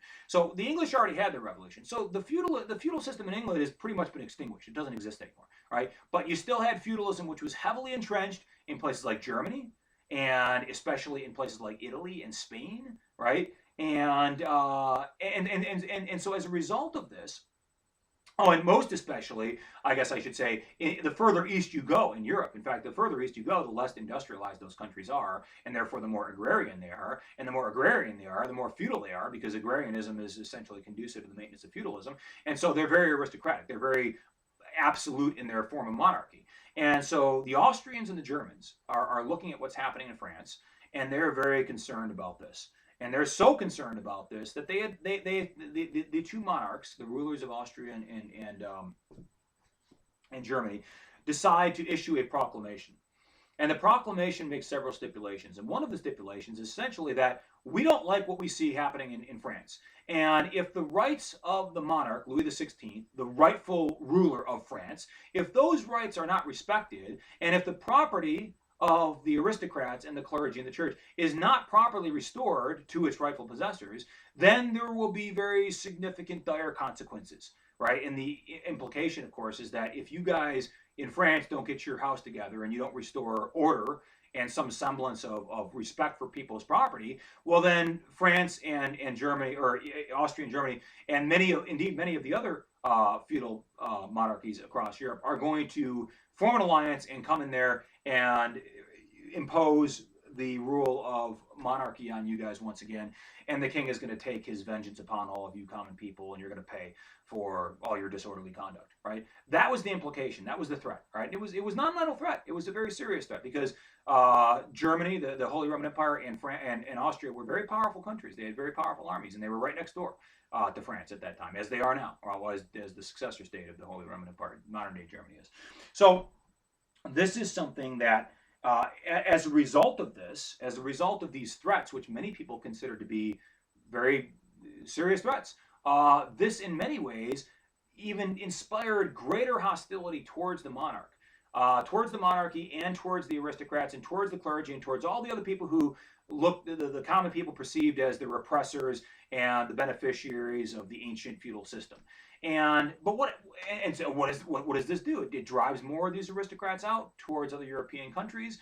They appeal to the autocratic sensibilities of those rulers that are out there in those other European countries, and those monarchs in those other European countries feel as though they have an even greater responsibility to invade, to intervene on behalf of Louis XVI to restore monarchical power in France. And so it's this cycle, right? It's this cycle that continues to recapitulate itself, and it continues to, it's like a feedback loop, right? So it starts with the aristocrats being driven out of France, right? Because we got this new constitution. This new constitution stipulates that you don't have any all these old privileges, and the common people want to take power. They want to take the material wealth into their own hands because they're trying to ameliorate all the grievances that have been perpetuated on them for the course of all the way back since ancient times. And as a result of dispossessing the feudals of the feudal aristocracy of their land, much of the aristocrats go and they leave and they go elsewhere, right? And as a result of that, these aristocrats, they go and they petition these other monarchs in other countries for redress. They say, I had to abandon my chateau, I had to abandon my palace, I had to abandon my farm and all these fields and all this other stuff that I left behind, right? And I want that back. Okay. And so the greater the exodus, right, the more these other monarchs, these rulers of other states around Europe, these absolute monarchs around Europe are going, the more likely they're going to perceive France as a viable target for invasion, because they want to go in there and they want to restore the ancient aristocracy. They want to go in there and they want to restore their fellow aristocrats to the power that they once had. And they're doing it for two reasons. Because first of all, they look at this and they say, well, it's expedient for us to do this because if we don't lay down the law, the ancient law, right? The law of might makes right, and the king is divinely ordained, and therefore you can't raise a hand against him, because if you do that, you're raising a hand against God. If we don't do that, then that sets a new precedent. And all the riffraff, all the common peasants and the plebeians and all the rest of the poor people around all the rest of Europe are going to feel as though they can go out here in the streets and they can run roughshod and create a ruckus here, and they can overthrow the aristocracy, and they can overthrow we ourselves, the ruling monarchs of these other countries in Europe. And so that's the first, and I think that's the more compelling reason as to why France genuinely considered itself, well, the French people, the commoners, genuinely considered themselves to be a viable target for a possible intervention on behalf of the monarchy. Because if these other monarchs across Europe didn't do anything, well, then it sets a new precedent. It says, is if you're violent enough and if you're aggressive enough and you go out there and you loot and you pillage and you rampage through the streets, and then you create you promulgate a new constitution which dispossesses the ancient monarchy and the ancient aristocrats of all their rights, you can get away with all that as long as you do it aggressively enough. Right? Well, that's a very bad precedent. That's a very dangerous precedent if you're the ruler of the Holy Roman Empire, for instance, right? Which itself is an absolute monarchy, right? Or if you're the ruler of Austria, which is Austria-Hungary, which is also an absolute monarchy, right? And so that's one of the reasons this concern for revolutionary sentiment spreading, proliferating across the rest of Europe, okay, and taking hold and inspiring other revolutions, which would inevitably and invariably result in the capitulation of monarchs in other countries. And they want to continue to rule because they like ruling, all right? Who doesn't like ruling? So that's the first concern. The second concern is well, what do we do? What do we do? How much more violent is this revolution going to get, right? They haven't done anything to the king yet, right? They basically said, well, we're gonna force the king to come to an agreement with the common people and to concede some of his ancient privileges and ancient prerogatives. But they haven't physically injured him. They haven't done any violence to him. But if we continue to allow this revolution, which has already shown signs of violence, if we continue to allow this to continue to go along this trajectory, well, where might this lead eventually? And the monarchs in Europe are very concerned about where this might lead. And so they feel as though it's incumbent upon them to intervene, not just on behalf of themselves or their own future interests, because they're concerned about what this might actually do and provoke the common people in their own countries, but they're concerned about just how much worse this may conceivably get in France for the French aristocrats and the clergy and the monarch and everybody else who is perceived by the common people as being the antithesis of democracy and egalitarianism. So these are the reasons as to why there's this sort of this natural confrontation between France and the rest of Europe at this time. And what does this do? This encourages the sensibilities of the French people. It encourages to them. It fortifies their sense of loyalty, their sense of fidelity, their sense of fraternity, their sense of patriotism above all. Because now they perceive it as, well, it's France against the rest of the world, right? Because all the other monarchies are going to get together, they're going to gang up on us, right? Because we speak for the people, because we represent the interests of the common people, and because the other monarchies across Europe are going to get together and they're going to come in here and they're going to suppress and extinguish this democratic revolution, right? And so therefore we have to fight all the more tenaciously. And we can't allow for any deviation. We can't allow for any divergent opinions. We have to be absolutely committed singularly and unilaterally to this idea of revolution. We have to go all the way, right? We can't allow for any compromise with monarchy. We can't allow for any compromise with the aristocrats. We can't allow for any of that. Because initially, in the National Assembly, there were some aristocrats. There weren't very many of them, but there were some aristocrats. And some of these aristocrats were highly respected, not just by their fellow aristocrats, but by the common people as well. One of the more famous aristocrats in this National Assembly, he became actually the commander of the National Guard, which was the new army that was recruited from amongst the common people in France at the time. His name was Marquis de Lafayette. Okay, and some of you who studied American history will recognize that name, because you'll remember the Marquis de Lafayette was a friend of George Washington's. In fact, the Marquis de Lafayette served with George Washington. I think he was at the Battle of Yorktown. In fact, I'm almost sure. Yeah, I don't know where else he was, but I know he was there at the Battle of Yorktown, and he served on behalf of the American colonists in their fight against the British to overthrow what they perceived as the tyranny of King George. And he did this really just a few years before the revolution here, the revolutionary activities here in France. And so he, for that reason, right, because he went overseas to the colonies to fight on behalf of a democratic movement, right, a movement that was intended to overthrow, to repudiate the rule of an absolute monarch, i.e. King George, well, a constitutional monarch, not an absolute monarch, because by that time he had lost his prerogative to be an absolute monarch, right? But the idea is this guy, Marquis de Lafayette, he was a general, he was a war hero, he was a very honorable soldier, and he had fought on behalf of the American Revolution. He had fought in furtherance of the goals of that revolution. And the French Revolution, I mean, the revolutionaries, the ideologues responsible for writing, the sort of propaganda that motivated people in this time, right? They had a great reverence and respect for the American Revolution. And so Lafayette, like some other aristocrats, had actually served as a high-ranking officer in the French army that was aiding the Americans in their revolution against the British, and that gave him a great deal of street credibility, right? I mean, I'm talking about credibility with the common people, because they look at him and they say, well, he fought for things that are in many ways symbolically conjoined with our own interests, our own political aspirations, because he fought about the Americans. And they were fighting against tyranny, they were fighting against an autocratic monarch, they were fighting against all sorts of things that we're fighting against, right? And so it's a very interesting and fascinating situation.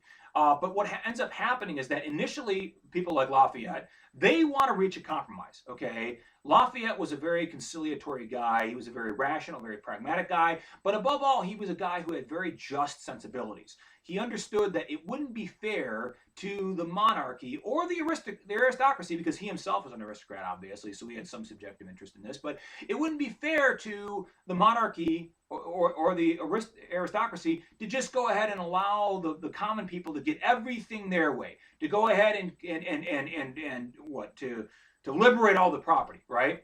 To liberate all the property that was owned by all these ancient families in France. That wouldn't be fair, right? So he was trying to reach some kind of compromise whereby the monarchy retained certain powers, right? It wasn't an absolute monarchy anymore. Lafayette didn't want that anymore, because he realized that if they retained an absolute monarchy, well, then it would be a revolution that wasn't even worth having, right? You'd say, well, what's the point? Right? If the king continues to maintain his prerogative to do whatever the hell he feels like, well, then we haven't really accomplished anything at all, right? So Lafayette understood that you have to give and take a little bit, right? And in furtherance of that conciliatory, compromising sort of attitude, he proposed to the National Assembly that they allow the king not to have the complete power that he had before, but to have the right to delay certain acts of legislation that would be otherwise promulgated by the National Assembly. Because the National Assembly has essentially become the Congress of the French people, right? They are the legislature, okay? And if you don't give the king any rights or responsibilities in relation to the legislature, well, then he's just really a figurehead, right? It doesn't have anything at all. And the concern I think that Lafayette had here is that he's trying to have it both ways in a sense, right?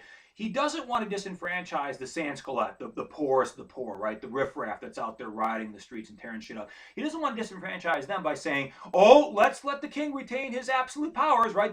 Let's do that, right?" Because that would obviously be highly inimical and offensive to the interests of the common people. But at the same time, he doesn't want to completely alienate the king, not just the king, but the monarchists, the people who support the king, because it wasn't just the aristocrats, because there were certain people out there who actually believed what the church was saying about the king. They really did subscribe to this idea of absolute divinely ordained mandate to rule, that the king has the authority from on high, from God, to rule. Okay, there were many French people believe that, right?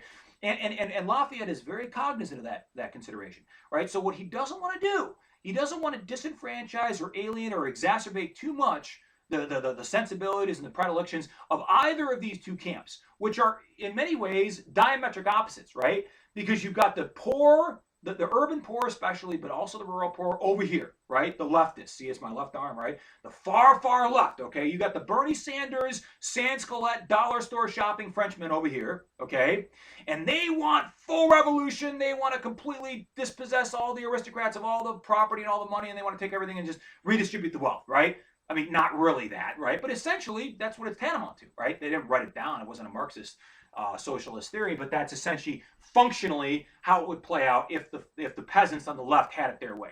But then on the far right, there's the monarchists, okay? And they assert the king is, maybe he himself isn't divine, but he rules on behalf of a power that is divine. And therefore, since his power flows from and derives out of the sanctioning of God, you cannot challenge him, okay? You can't challenge him, and he has these rights, and you can't circumscribe these rights. He has absolute power, and as soon as you begin to encroach upon that power, well, that's an insult. It's a slap. It's a slap across the royal face. It is offensive to his dignity as the king. And Lafayette's sitting here in the middle, and he's thinking to himself, what do I do? How do I ameliorate these two otherwise seemingly irreconcilable ideological positions? And what he does is he offers what he thinks to be a compromise, what he thinks to be is reasonable and rational and very pragmatic. And what he says is, hey, National Assembly, listen to this. Here's my idea. I want you guys to stipulate that the king can continue to sit in his palace. He still has all the luxurious trappings of the ancient things that he enjoyed. However, he's no longer going to have absolute power over the people. He can no longer rule in a way whereby he's unconstrained, okay? So we're going to place certain restrictions on what he can and cannot do. However, we're going to give him the right not to overrule, but to delay certain legislative acts that are being promulgated by the National Assembly.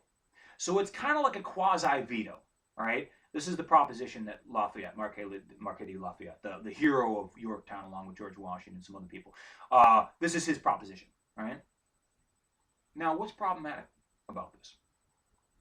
Well, it's problematic in the sense that if you are an extreme revolutionary, okay, if you're over there on the left and you're screaming for the blood of the aristocrats and you want a complete repudiation of absolute monarchy, this isn't going far enough. You still have a king, and he still has the right to sort of intervene and intercede and interfere with the legislative process, which is essentially the will of the people, right? Because the National Assembly is not just ostensibly, but actually a representative body, which is essentially designed to promulgate on behalf of, to legislate on behalf of the interests of the common people. So those people, those guys on the left are dissatisfied. The people on the right are equally dissatisfied because they say, hey, you've already encroached upon the absolute divinely sanctioned, divine warrant of the king to rule in accordance with however he sees fit. And by doing so, even if you do it a little bit, right, that's an egregious insult, and that is completely unacceptable. So this is a very tenuous situation. As you can probably anticipate, it doesn't last for very long. It doesn't. This constitutional monarchy doesn't last for very long, and that's what this is known as, right? So over here you got absolute monarchy, right? Absolute monarchy is what the name implies. The monarchy, the king, can do whatever the hell he feels like it, right? He can kill, he can rape, he can set up concentration camps, he can do whatever he wants, right? Now he wouldn't actually do those things because obviously he would alienate many of his constituents if he tried to do them, right? But he can do most. There are no legal strictures, no constraints on what he can and cannot do. And then, well, then on the far left you got a republic, right, or a socialistic sort of republic. But in the middle you got something called a constitutional monarchy, and a constitutional monarchy stipulates that there will be a king or a queen, whoever the monarch happens to be, right? There will still be a king or a queen, but they are in many ways accountable to the Constitution, right? And who creates the Constitution? Well, the legislature creates the Constitution. So in a constitutional monarchy, what is supreme? The interests of the people or the caprice and the whim and the arbitrary prerogatives of the king? Well, obviously the interest of the people is supreme as it is expressed, instrumentalized through the legislation, right? The legislature. Okay, and they legislate and they create a constitution, and that constitution stipulates X, Y, and Z. Okay, and then the king has to conform himself to whatever those stipulations happen to be. So that's what a constitutional monarchy is, and that's what France had. And this is kind of we're not all the way at full blown 100% revolution yet, but we're going down that road because we've gone from king can do whatever he wants to king has to circumscribe himself to what the constitutional legislation actually stipulates he can do, right? And that's a pretty substantial move in a direction towards libertarianism, I suppose you would say. Okay.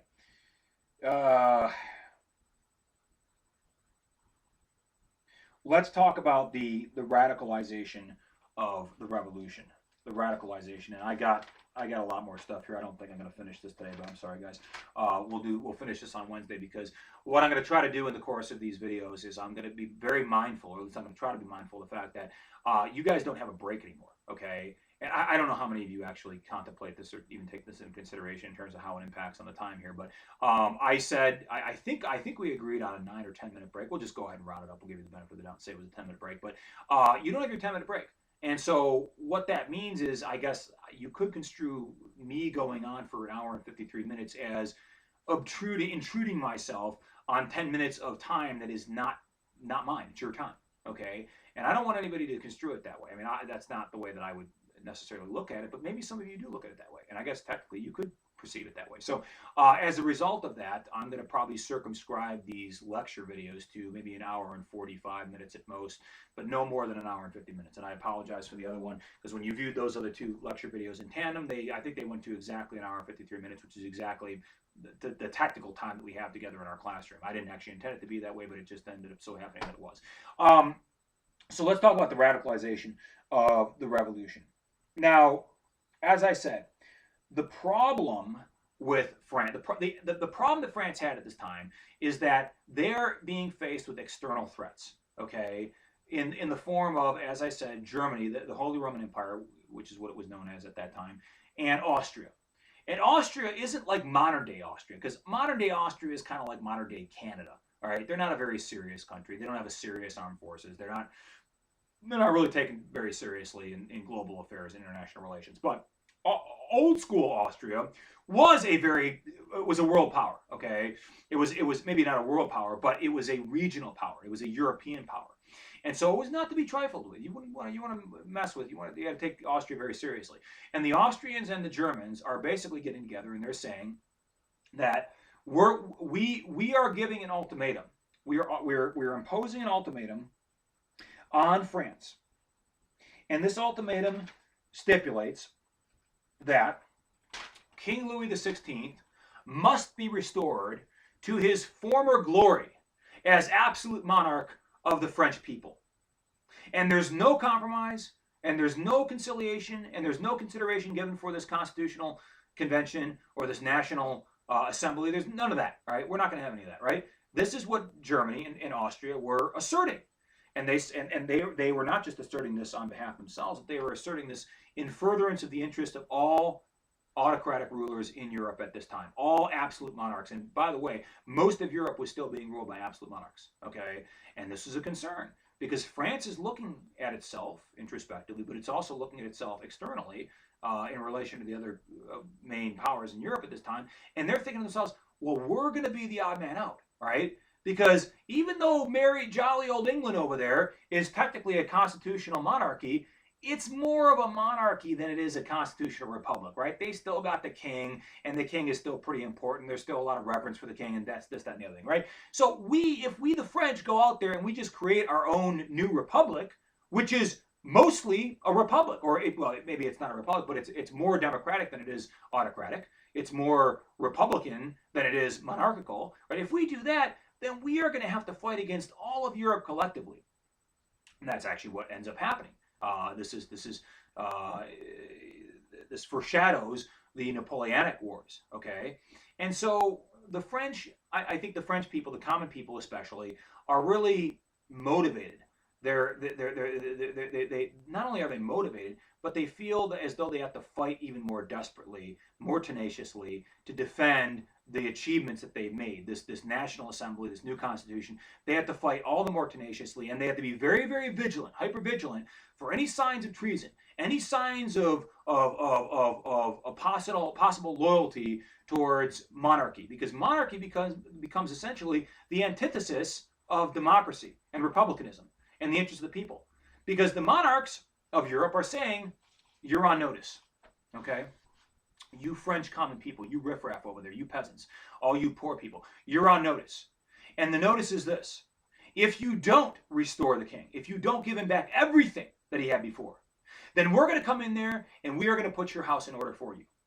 And when we do that, I mean, they didn't say this, but I think it goes without saying that imagine the retribution, imagine the vengeance that would be taken upon the mob that went in there and stormed the Bastille and kicked down the doors and beheaded the commander. Imagine the vengeance, the retribution that many of these common people would face as a result of payback for their insolence and their disrespect for the monarchy.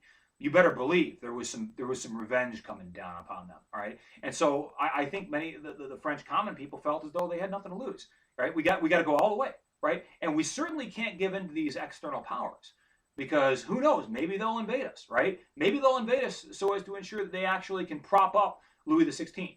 And I think that's exactly what the French felt. Right, now this creates a sort of patriotic fervor that is endemic to almost all the French, except for the monarchists, of course, right?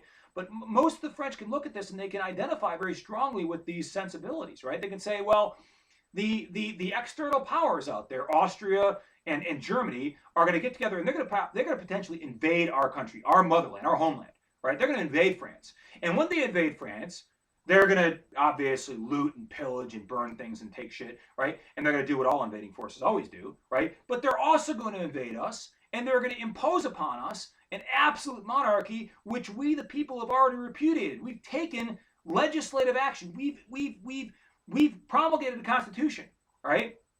And we're not going to allow external forces to come in here and to completely destroy that which we've accomplished. So I think that was a motivating factor. And I think that really did galvanize the sense of urgency and the patriotism and the desire to go out there and to fight on behalf of a more revolutionary form of French republicanism. Okay. And what ends up happening as a result of this? This us against them sort of paradigm, whereby the people feel as though all that they've achieved thus far is at risk. It's at risk of an external invasion, because once the Germans and the Austrians come in here, they're just going to kick ass and they're going to restore us back to absolute monarchy, and that's going to be horrible. Well, what ends up happening is that the National Assembly convenes, this legislature, this legislative body convenes, and they convene and they have to decide what to do about the king. What are we going to do about the king? Now, what I haven't mentioned yet, and I think this is probably in the slide somewhere, but it's something that I probably should mention now because it's actually quite enlightening in the context of what we're going to talk about here, is that Louis XVI and Marie Antoinette and their children, they attempted to actually sneak out of Paris. They attempted to sneak out of Versailles, actually, I guess is where they were, the Palace of Versailles. And they had done this at night, and they had done this after the king had already acquiesced and agreed to recognize the legitimacy of the National Assembly. He agreed. He said, "Yeah, you guys are a legitimate governing body. You represent the interests of the people. I go ahead and I acknowledge the legitimacy of the new constitution. We're going to have no longer an absolute monarchy, but a constitutional monarchy." After Louis did all this, okay, and the people were very satisfied with that, right? They applauded him for that. Of course, some of the people didn't feel as though he's going far enough, right? But alas, the king did that, and it seemed as though he was sincere and he was genuine when he said that. And then after he does that, all right, not long after he does that, what does he do? He's in his palace, and he decides he's going to sneak off at night and try to cross the border between France and Germany, a place called Alsace and Lorraine, which is the territory between France and Germany, and he's going to try to get to Germany. And then he's going to try to get to Austria because he's related to the ruler of Austria. And he feels that if he can get to Austria, and if he can go and recruit supporters in Austria, then he can go and come back with an Austrian army that's going to restore him to his former glory and restore him to the absolute ruler of all of France. So that was what Louis and Marie Antoinette were up to, right? Now you would say that this is they're acting in bad faith, right? Because he says, "I acknowledge that this is a constitutional monarchy. I'll play my part. I relinquish my role as the absolute monarch of France," and he did that willingly. He did that voluntarily of his own volition, right? You could say, well, he didn't have much of a choice, but nevertheless, he did it, and he proclaimed that he was going to do it, and he made it public, and then he goes sneaking off to try to get to Germany and Austria, right? Now that shows on his part, I think, anyways, that shows bad faith. And it shows that he didn't really care about. He was insincere and disingenuous when he said that he's going to go ahead and acknowledge the legitimacy of the National Assembly. He's going to go ahead and acknowledge that this Constitution actually has any meaning, right? And so people are absolutely disgusted with him. And what they do is he becomes they put him under house arrest, okay? They put him under house arrest, and he's being guarded because they don't trust him, because they don't have any right to trust him, because they reasonably expect him to get away as soon as he possibly can, which is probably what he would do. And as a result of this, the royal family has in many ways, I think, caused whatever residual good feelings that may have existed for them, whatever residual respect that the common people may have had for the royal family. Because you have to understand that for generations, for hundreds and hundreds of years, the royal family has been highly respected. They have been revered, okay? Not just as the rulers, but as divinely sanctioned, divinely anointed rulers. And you can't just undo all that respect, all that tradition, that heritage in the course of a few short years. And so I think that there was, up until this escape attempt, if you will, by Louis XVI and his wife Marie Antoinette, up until that point, there was still sort of a reservoir of collective respect, maybe not reverence quite, but respect, just a common degree of respect for the office, the majesty of the king, right? And the fact that he's so high up there, we have this awe for him, right? Well, I think all of that, in many ways, was completely diminished as a consequence of this attempt to flee. This very, again, shady and underhanded and sneaky attempt to get out there and to go and recruit an army to come back to restore himself to the absolute monarch, right? Because I think that's exactly what Louis XVI was thinking, right? Now, I can't blame him. I mean, if I was the king, I'd probably be thinking the same thing. I'd do it a little bit more surreptitiously. I'd be more of a ninja when I was sneaking out, and I wouldn't get myself caught, because that was the worst thing he could possibly have done, right? Well, as a result of this, I think the king had lost a lot of support and a lot of respect, and many of the people, especially the people in the National Assembly, because these are the most vociferous advocates for hardcore revolution, they really didn't have any good feelings towards Louis XVI, and particularly Marie Antoinette at this time. And so the National Assembly convenes, and they decide, based on the threats abroad, right, based on the possibility of foreign invasion by Germany and Austria, and in conjunction with the fact that Louis XVI is acting in a very disingenuous and disrespectful and bad faith manner, what are we going to do about all this? And they come together, they submit a petition before the National Assembly, and the petition is this: Louis XVI has committed treason against the French. Not against the French state, but against the French people.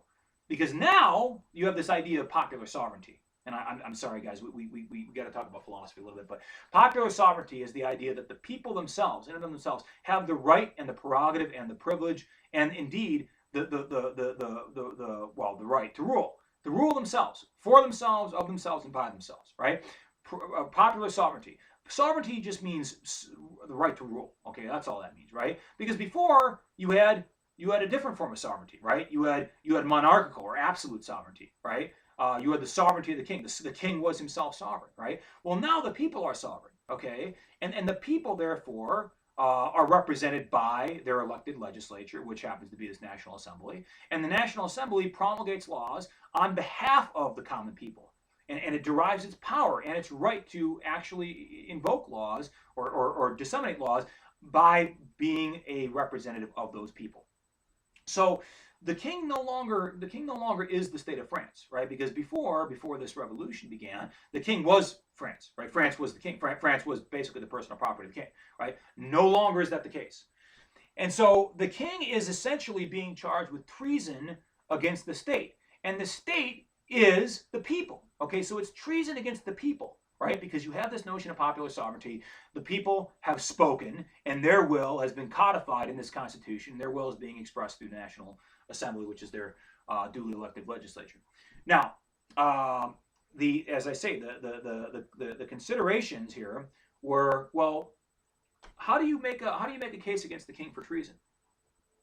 And the argument against the king went something like this: because there are foreign governments that are being ruled by absolute monarchs like Louis himself that are advocating for a whole-scale invasion of dear old Paris in France, right? That are advocating for a full-scale invasion and a change of government, by the way, right? Which is completely inimical to the spoken interest of the people, the expressed interest of the people, right? Because he is not repudiating that, and because he actually demonstrated a commitment towards that particular ambition or objective by attempting to escape at night, secretly, clandestinely, well, then that makes him a co-conspirator.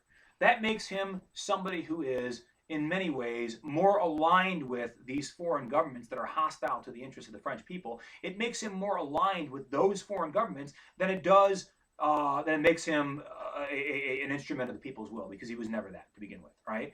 So I think that's the structure of the argument, the indictment, if you will, against the king, is that he made his choice, and by volitionally deciding to attempt to sneak out of France and go align himself with these enemies of the state who are conspiring to engage in a war against the people of France, that therefore he has shown where his loyalties lie. And they do not lie with Paris. They do not lie with France. They do not lie with people.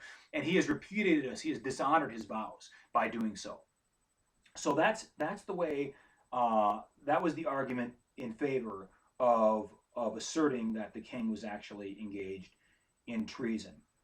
Now, you can say that I think the argument against that is, well, it wasn't really complete treason, though, was it? Because he didn't actually do anything, right? He just, he tried to go out there and recruit people in Austria, but he never got past the border, right? So he never really got very far. Can you say that by merely attempting to do the thing that he was aspiring to do, right? By going through and actually instrumentalizing that, right, and operationalizing it and actuating his desire to go out there and move to Austria and begin recruiting an army, but by demonstrating his intention by virtue of what his actions were. Do you think his actions were sufficient, even though he didn't consummate that? Even though he didn't go all the way, to Austria and recruit an army and then come back there and do the treason that the people are accusing of him? Did he do enough? Well, hey, this is like an attempt statute, right? Attempted robbery, right? I had the intention of robbing you, right? And I could have robbed you, but for the fact that, you tripped and fell, and then somebody saw me and I ran away, right? But it was my clear intention that I was gonna rob you. I was gonna do so using violence or attempted murder, right? I solicit a hitman to go out there and to assassinate my ex-girlfriend, right? I do that, right? And I pay him money, and I got this agreement, I got this contract that I signed. Now, can I be indicted for it? Can I be convicted of attempted murder? Absolutely, that's attempt. Can you be sentenced to a term of prison that's comparable to if you had actually completed that murder?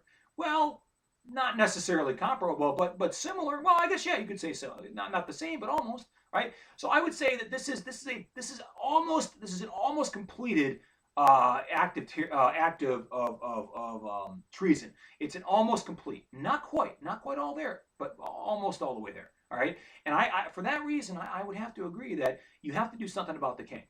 And not only that, but I think the way that the National Assembly is construing this is that if we don't do something about the king now, all right, and if the king continues to live, if we continue to have a king, you can call him a constitutional monarch, call him whatever you want, right? But nevertheless, he's still a king. He's still a figurehead. He can still be propped up. He can still be restored to his former right to rule over us as the absolute monarch. And that's a very dangerous thing because Austria and Germany are just waiting. They want to come in there and they want to rescue Louis XVI. They want to come in there and rescue him and Marie Antoinette, right? They want to rescue them and then restore them to full power and completely undo all the revolutionary achievements that we've achieved thus far. So with that, I will leave you, and we will reconvene for Wednesday's class. And like I said, I don't care when you guys listen to these videos. It doesn't matter to me, just so long as you get around to doing them eventually. And as I said also before, I really do. I'm very intensely curious to know whether or not this is working out for you. If you're not learning anything, or if it's too difficult to listen to me for an hour and 54 minutes or whatever this is, then please let me know, okay? Because I need to know. All right, and if you think that Zoom is going to be better than this, right? I have already listed the reasons as to why I think that. Well, I said there's pros and cons associated with each, but you make your decision. All right, it seems to me you've already made the decision because we already had the survey. But if you guys want to think that over again, I would be completely amenable to hearing whatever arguments you have either for or against this. But either way, as I said, I'm going to assume that you guys are completely down with doing YouTube because I don't care either way. I can do this. I can do Zoom. It doesn't matter. Let me know. And either way, I will be seeing you guys in the middle of October, probably around the 20th of October. Have a great weekend, I guess, and I will hope to talk to you again on Wednesday, I suppose it is. All right. I'm gonna make an effort to actually properly conclude this video by not just walking over here and making this sound very strange. So actually what I should do is I should have this mouse over here so I can hit the stop record button while I'm talking to you guys, and that way I have editorial control over the video. But this is my effort to make this more aesthetically satisfying, and as I said, I'm something of a cinema aficionado, so it would be unbecoming of me to have bad cinematography. All right, I think that's all I've got for you guys. Have a great week. Have a great day. I'll talk to you next time. Bye.